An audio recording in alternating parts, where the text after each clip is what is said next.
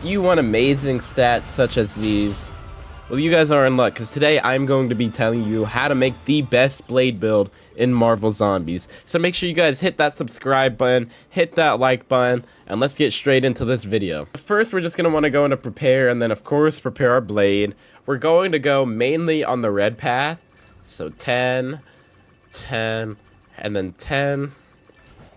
What I do here is go 3 and 2. But once you're max level, you can go 5 and 5. The Daywalker dash is good for, you know, mobility and escaping zombies for this build. So, yeah. And once you do that, oh, I'll reset 1. You are all ready to start the game. Alright, guys, now I'm going to tell you the cards you should absolutely not buy, the low priority cards, the medium priority cards, and the cards you should almost always buy when they're in shop. Alright, starting off with the cards you absolutely should not get is Blade Dance. Now, this is not going to help you in this build whatsoever, so do not get it, guys. Next, we've got Restorative Respire. This gives you health when you're out of combat. That's terrible. We don't need that, guys. Now we have Zeus's Thunder. This is also another card you are gonna not want to buy. I mean, you can get it like 2 or 3 times if you really want, but there's just really no point. And then we have Edge Extension. The 1000-fold / maximum attack range increases. Now, you don't really want this because in this build, we're not going to be using our ult all that much. I mean, if you're in anything before Nightmare 4, you might, and you can buy it 1 or 2 times, but you don't really want that one. Okay, now we've got Fatal Flash. Daywalker dash damage plus 40%. So most of these blue cards you're going to ignore. So keep that in mind. But there's also one important one you guys do need.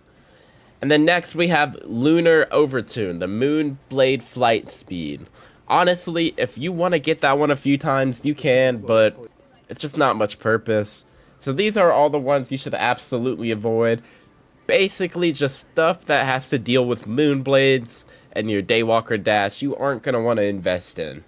Another red card you're going to want to completely avoid is Fatal Route. These are the 2 cards in low priority, the random card and the Primordial Frost. Now I would almost never buy the random card, but if you do get really lucky you can get like the 5 duplicates and that's low-key crazy. So if you want to gamble, go for it. And the other card will be Primordial Frost. When you deal some damage, it has a chance to freeze enemies. That's actually not that bad. I'd buy it like maybe 1 or 2 times, but you really don't need it all that much.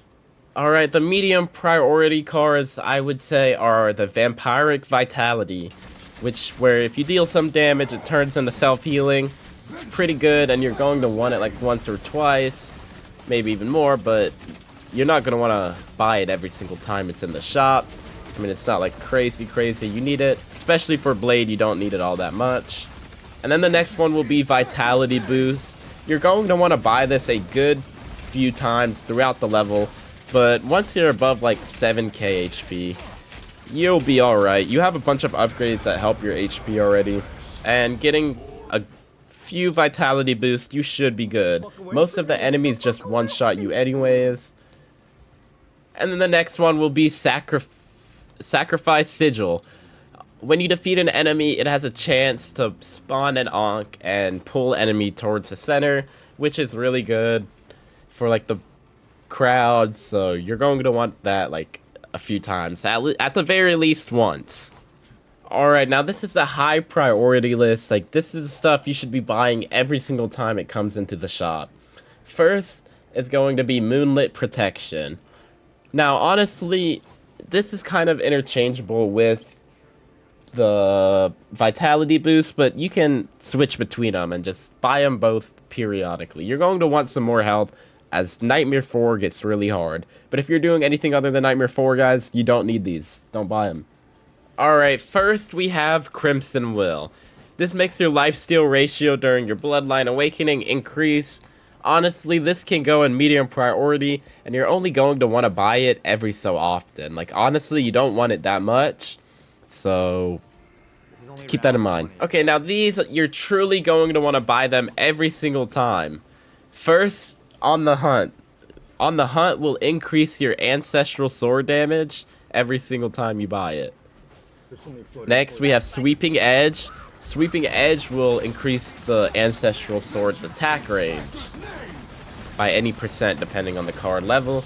And then we have Swift Edge, which will increase the attack speed.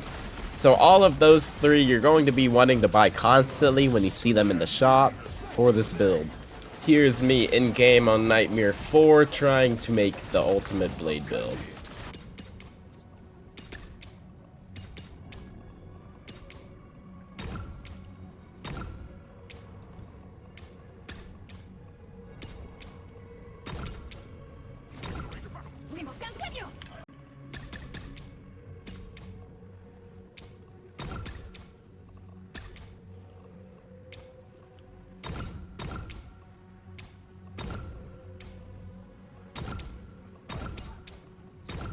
Alright, that was just me upgrading a little bit, but by the end of the game, you guys are going to be having the strongest blade build you could ever have. So let me know if you guys like the blade build in the comments below. Let me know if you guys want a build for anybody else. And make sure you guys subscribe. Thank you guys for watching, and I'll see you guys next time.